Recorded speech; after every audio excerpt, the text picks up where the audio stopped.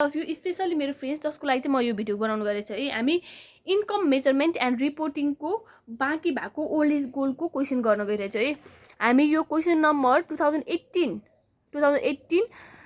साल 2018 question number 4 को remaining part गर्न गइरहेको छु। मैले पहिला सुरु के भन्छु भने जहिले पनि क्वेसन राम्रो स्टडी गर्नु, क्वेसनले के गिभन दिएको छ के चाहिँ हामीलाई सोधेछ, कहिले गिभन यो दिया हुन्छ अनि अर्को हामीले फाइन्ड आउट गर्नुपर्छ। प्लस गिभनहरू राम्रोसँग पढ्नु है, गिभनहरू राम्रोसँग पढ्नु र क्वेसनले के सोधेछ त्यो चाहिँ एकदम राम्रोसँग केयरफुल्ली स्टडी गर्नु है। अनि त्यसै हामीले यति पढिसक्यौँ, त्यसैले हामी टाइम वेस्ट धेरै नगरौँ अनि बुटुङ टुङ अरू पार्टमा जाउँ है।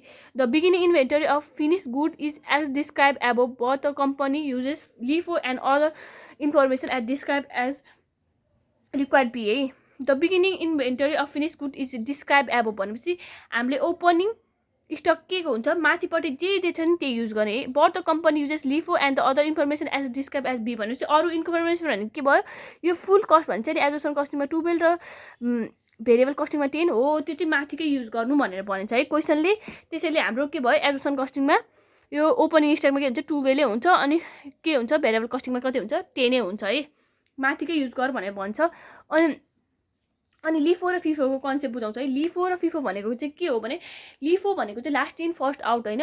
पहिला सुरुको पोहोर सालको के हुन्छ पोहोर सालको क्लोजिङ स्टक चाहिँ जहिले पनि के हुन्छ यसपालिको लागि ओपनिङ स्टक हुन्छ है। पोहोर सालको क्लोजिङ स्टक चाहिँ यसपालिको लागि ओपनिङ स्टक हुन्छ। पहिला सुरु चाहिँ ओपनिङ स्टक पहिला सुरु पठाउने होइन। पोहोर सालको भनेको लास्ट इन भनेपछि त्यो त लास्ट इयरको हो नि त हो, त्यसैले पहिला सुरुको ओपनिङ स्टक पहिला सुरु पठाउने, लास्ट इयरको क्लोजिङ स्टक यसपालिको ओपनिङ हुन्छ। त्यसैले लास्ट इन फर्स्ट आउट भनेको पहिला सुरु चाहिँ के भयो लास्टको चाहिँ हामीले पैसा सुरु पठाउने है। अनि त्यसै ओपनिङ स्टक पैसा सुरु पठायो, पैसा पोहोर सालको स्टक यसपालि ओपनिङ स्टक हुन्छ। ओपनिङ स्टक पैसा पठाएपछि बल्ल के हुन्छ प्रोडक्सन यसपालि भएको प्रोडक्सन बल्ल युज गर्ने है। त्यसलाई चाहिँ के भन्छ लिफो भनिन्छ भने फिफो भनेको फर्स्ट इन फर्स्ट आउट भनेपछि अहिले प्रोडक्सन भएको अहिले बेच्नेलाई के भन्छ फर्स्ट इन फर्स्ट आउट होइन। अब भर्खर प्रोडक्सन भएको त फर्स्ट इन फर्स्ट आउट होइन, त्यसैले के भन्छ फिफो भने चाहिँ अहिले प्रोडक्सन भएको अहिले बेच्ने भइहाल्यो। लिफो भनेको चाहिँ के भयो पोहोरको लागि पहिला सुरु बेचेर बल्ल यसपालिको अहिले बेच्ने है। यो कन्सेप्ट चाहिँ बुझ्नु होला। The beginning inventory of finish good is as describe above but the company uses LIFO and other information as describe as required है। The beginning inventory of finish good is as describe above भने चाहिँ the beginning inventory. अनि त्यसै question राम्रोसँग दुई दुईचोटि पढे नै हुन्छ है। अनि मैले यति गरिसकेँ किनभने तपाईँहरूलाई सजिलो हुन्छ भने मैले यति पहिल्यै गरिसकेँ है।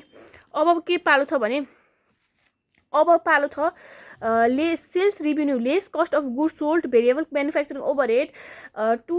अनि त्यसै यो के भयो हामीले सेल्स रिभेन्यूमा के हुन्छ lace cost of goods sold गरेपछि के आउँछ यो आउँछ है। यो डेटा के हुन्छ जहिले पनि एजुसन र भेरिएबल के मात्र डिफ्रेन्स हुन्छ भने माथिपट्टिकोमा एजुसनमा फिक्स्ड म्यानुफ्याक्चरिङ ओभरहेड आउँछ भने भेरिएबलमा फिक्स्ड म्यानुफ्याक्चरिङ ओभरहेड आउँदैन है। त्यही मात्र डिफ्रेन्स छ, तपाईँहरू रिमेम्बर गरिरहनु है।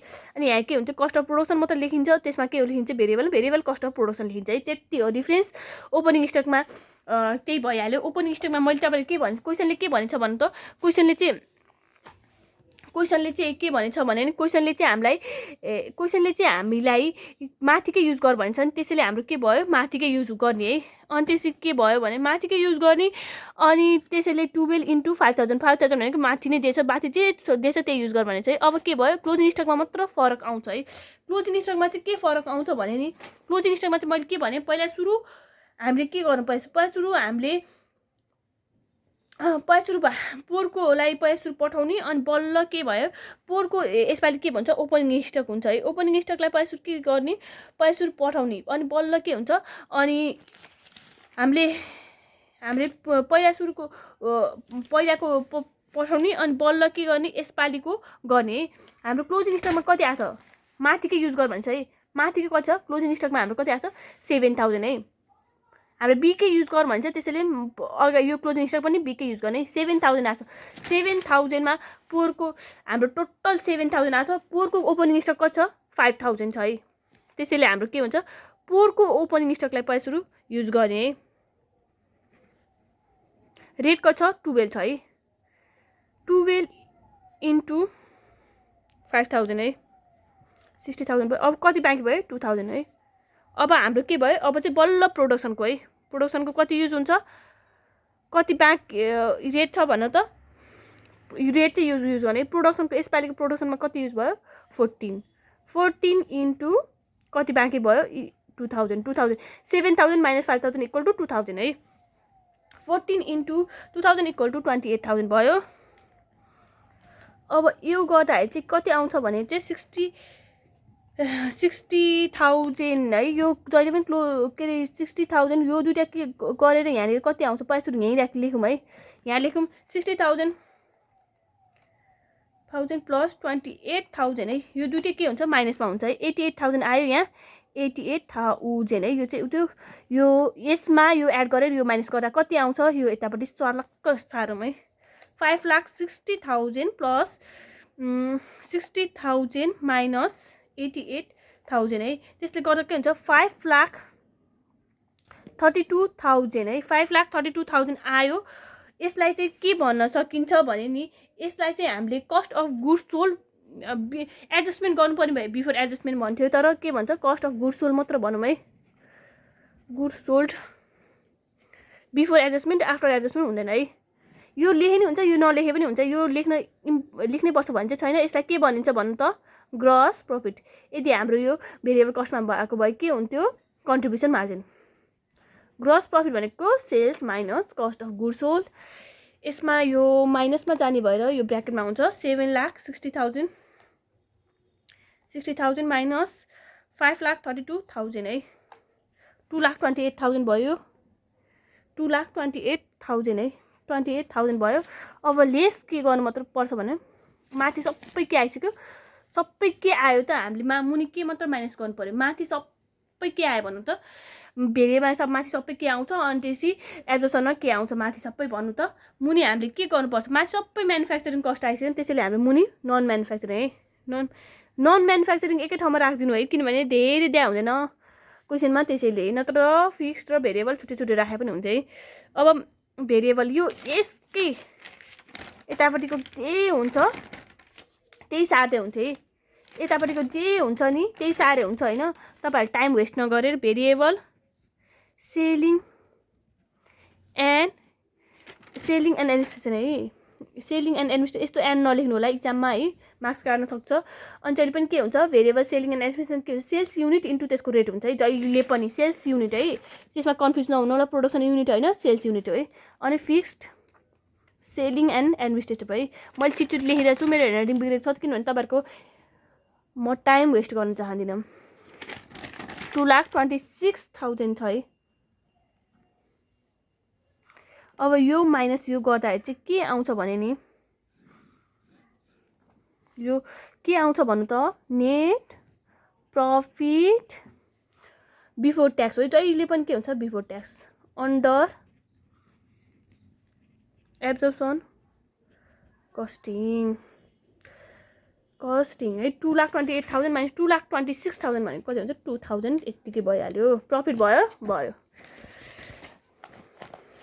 अनि अब के छ भने यहाँ भेरिएबल कस्ट अफ प्रोडक्सन आछ है। 80,000 plus 20,000 to 2 lakh plus 1 lakh. यो मात्र यतापट्टिको जे छ त्यही भुटुङटुङ लाग्दिनु होला। मैले यति हिसाब पहिल्यै गरिसकेँ किनभने तपाईँहरूलाई म सजिलो बनाउन चाहन्छु होइन। कम्प्लेक्स बनाएर म तपाईँहरूलाई गाह्रो बनाउन चाहदिनँ है। अब यसमा चाहिँ यति हिसाब पहिले गरिसक्यो। जहिले पनि भेरिएबल कस्टमा के आउँछ फिक्स्ड म्यानुफ्याक्चरिङ कस्ट आउँदैन है। यो कुरा तपाईँहरू ध्यान दिनु होला। एड अब के हुन्छ ओपनिङ स्टक है। ओपनिङ स्टक गर्दाखेरि के हुन्छ भन्नु त ओपनिङ स्टक गर्दाखेरि चाहिँ हाम्रो क्वेसनमा के दिएको छ भेरिएबलमा कति राख भने 10 राख भन्छ है।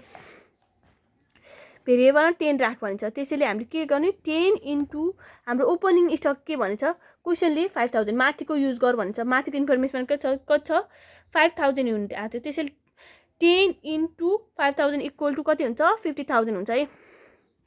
अब लेस क्लोजिङ स्टक है। लेस क्लोजिङ स्टकमा के हुन्छ क्लोजिङ स्टकमा अब अलिकति डिफ्रेन्ट हुन्छ है। पहिला सुरु हामीले के भनेको थियो मैले क्लोजिङ स्टक भनेर चाहिँ हाम्रो के छ लिफो छ है। लिफो भनेको के हो लास्ट इन फर्स्ट आउट। पहिला सुरु के भयो पहिला सुरु लास्ट इन फर्स्ट आउट भने चाहिँ पहिला बेच्ने अनि बल्ल यसपालि भएको प्रोडक्सन बेच्ने। पहिला सुरुको यसपालि के हुन्छ ओपनिङ पोरको के हुन्छ पोरको क्लोजिङ स्टक यसपालिको ओपनिङ स्टक हुन्छ। त्यसैले हामीले के हुन्छ ओपनिङ स्टक पहिला सुरु बेच्ने। ओपनिङ स्टक कति छ भन्नु त ओपनिङ स्टकमा के हुन्छ भने रेट त हाम्रो 10 छ हैन त। अनि त्यसपछि यसपालिको क्लोजिङ स्टक छ 7,000 हामीले बीमा नोट बनाएको छ है, बीमा नोट, त्यसमा कन्फ्युजन हुने, बीकै युज गर भन्छ क्वेसनले। 7,000 आएको छ, त्यसैले हाम्रो के हुन्छ भने नि यो पहिला सुरु हामीले 10, यो र यो एउटै हो है, यो र यो एउटै हो, जस्ट लाइक रेटमा मात्र फरक पाएको छ है, किनभने फुल कस्ट एब्जर्प्सन कस्टिङमा 12 अनि भेरिएबल म्यानुफ्याक्चरिङ कस्टमा कति हाल्यो भने 10 हाल्यो भन्छ, त्यति मात्र फरक हो है। 5,000 है, अनि यो 5,000 गर्दा कति आउँछ, 50,000 आउँछ है। 5,000 इन्टु 12 गर्दा 50,000 आउँछ। अनि त्यसपछि अब के भयो, प्रोडक्सनको युज गर्नुपर्ने, प्रोडक्सनको कति युज गर्नुपर्छ, प्रोडक्सनको अब हाम्रो कति युज गर्नुपर्छ भन्नु त, प्रोडक्सनको लागि कति युज गर्नुपर्छ, यो रेट युज गर्नुपर्छ। फेरि प्रोडक्सनको लागि भेरिएबल कस्ट अफ यो कति छ, 4, 5, 9 हुन्छ, 10, 11 है, 11 युज गर्नु पर्यो। यो 11 इन्टु हाम्रो कति छ 2,000 है, किनभने closing stock 7,000 minus 5,000 equal to 2,000 है, अनि कति भयो 22,000 है। यो हाम्रो के आयो भने नि, हाम्रो के आयो भन्नु त, यसमा फेरि